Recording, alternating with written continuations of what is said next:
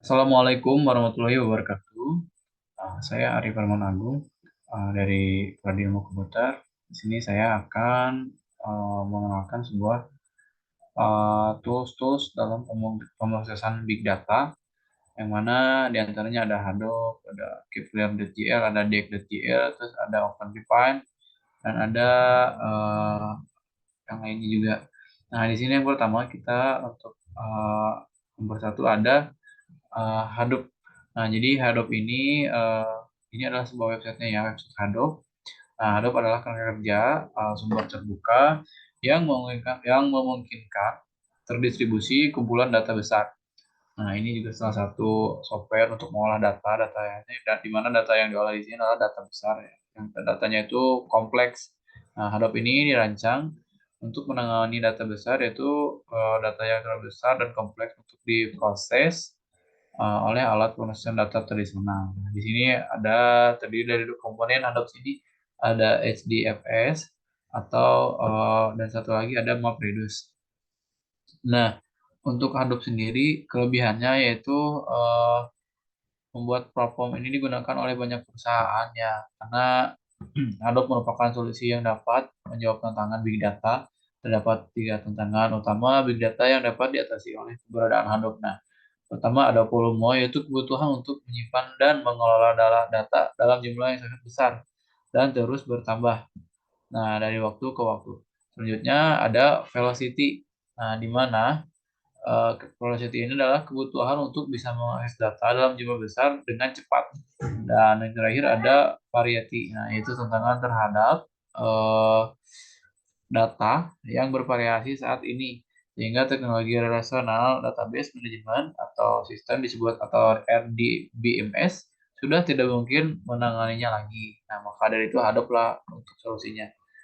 Nah, di balik kelebihannya untuk Hadoop ini ada kekurangannya juga nih, yaitu Hadoop memiliki limitasi seperti tidak cocok untuk OLTP atau Online Transaction Processing, dan juga untuk OLAP atau Online Analytical Processing. Nah, dan juga yang terakhir ada DSS, Decision Support System. Nah, dia tidak apa ya, tidak memberikan kelebihan. Nah, di sana terdapat limitasi untuk tiga sistem tersebut.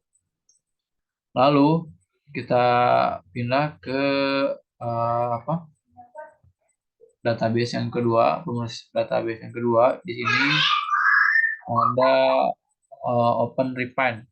Nah, ini adalah website dari OpenRefine. Nah, OpenRefine ini adalah alat pembersih data. Sumbernya terbuka juga, ini gratis, yang memungkinkan penggunanya bisa membersihkan dan mengubah kumpulan data yang berantakan dengan mudah. Nah, jadi di sini bisa memproses data atau merapikan data. Kalau kita punya data yang tidak terstruktur atau menerbitkan, bisa di OpenRefine ini. Nah, salah satu fitur utama dari OpenRefine ini adalah kemampuannya untuk menangani kumpulan data yang besar. Nah, mirip juga seperti Hadoop. Eh, dan itu juga di OpenRefine bisa mengimpor data bekerja dengan data dalam berbagai format, termasuk ada CSV, ada TSP, ada Excel, ada JSON, XML, dan RDF. Nah, setelah itu datanya akan diimpor, eh, lalu kita dapat menggunakan berbagai alat, maaf, untuk membersihkan dan mengubah data. Nah, seperti misalkan memisahkan kolom, menghapus duplikat, dan mengelompokkan nilai yang serupa juga bisa dilakukan diolah dalam OpenRefine ini di sini. Nah, ini ada fitur-fiturnya, ada pasting, clustering, ada reconciliation, lalu ada infinite, ada autorido, ada privacy juga di sini, ada KBS. Nah, kesimpulannya jadi OpenRefine ini adalah sangat ampuh ya, dan fleksibel untuk membersihkan atau mengubah dan menganalisis data antar mukanya yang begitu gampang ya, intuitif. Lalu menjadikan banyak orang memilih untuk menggunakan OpenRefine ini. Nah, itu adalah alasannya, karena dia lebih mudah. Ini layak dicoba lah. Kita langsung beralih ke yang selanjutnya. Nah, di sini ada Gephi. Nah, ini Gephi ya. Ini adalah website dari Gephi. Gephi adalah perangkat lunak eh, yang terbuka untuk menganalisis dan memvisualisasikan jaringan. Gephi ini memungkinkan pengguna untuk menjelajahi menganalisis dan memvisualisasikan jaringan data yang kita punya, yaitu data-datanya yang kompleks dengan cara interaktif dan intuitif dengan Gephi. Nah, kita juga sama, ini bisa import datanya seperti di OpenRefine tadi. Ini formatnya bisa format CSV, lalu di sini bisa juga spreadsheet Excel dan database ya pastinya. Nah, Gephi ini sendiri menyediakan berbagai alat dan algoritma untuk eh, menganalisis data seperti pengelompokan, pemeringkatan, dan pemfilteran. Salah satu fitur utama dari Gephi ini adalah kemampuannya untuk membuat visualisasi data jaringan yang menakjubkan. Dan kita juga dapat menyesuaikan tampilan grafik sesuai keinginan kita. Mau warnanya mau seperti apa, ukurannya, dan bentuk simbolnya seperti apa. Nah, di sini bisa nih di Gephi ini. Ini adalah webnya dari Gephi, di gephi.org. Nah, keterbatasan di Gephi ini, meskipun Gephi ini sangat ampuh ya, tapi dia juga memiliki keterbatasannya. Nah, yaitu salah satu tantangan utamanya adalah berurusan dengan kumpulan data yang besar. Nah, Gephi dapat menjadi lambat dan tidak responsif saat bekerja. Nah, jadi Gephi ini akan sedikit lemot nanti kalau misalkan kita masukkan datanya yang sangat besar.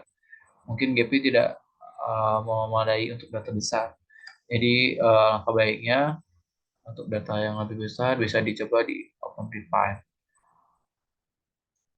Lalu yang terakhir ada bukan, maksudnya setelah Gephi ada deck.gl.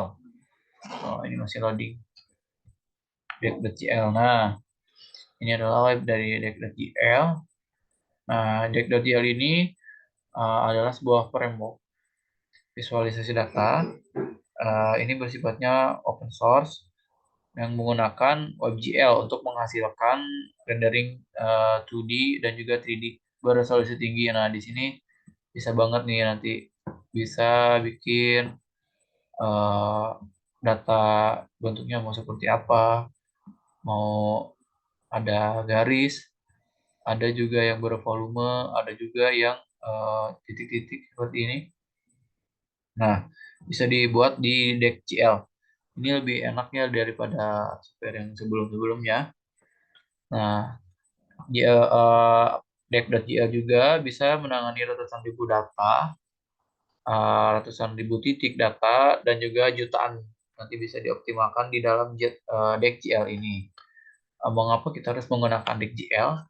Karena DeckGL ini menurut saya lebih ideal untuk siapa saja yang ingin menganalisis kumpulan data besar secara waktu nyata atau real time. Nah, mesin ini di DeckGL ini, mesin learning-nya akan berkinerja tinggi dan memungkinkan kita untuk memvisualisasikan jutaan titik data tanpa mengorbankan kecepatan atau interaktivitas.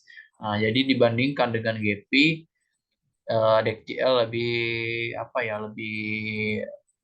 lebih unggul. Nah, jadi selain itu juga DeckGL sangat dapat disesuaikan dan memungkinkan kita untuk memvisualisasikan dengan sesuai kebutuhan kita, baik menganalisis data geografis, data keuangan, atau data jenis data lainnya. DeckGL juga mempunyai alat yang kita butuhkan untuk membuat visualisasi menakjubkan, yang akan membantu kita mendapatkan wawasan dan membuat keputusan yang lebih tepat. Nah, fitur utamanya DGL ini ada beberapa nih. Ada arsitektur modularnya yang memungkinkan kita mencampur dan mencocokkan berbagai lapisan untuk membuat visualisasi khusus.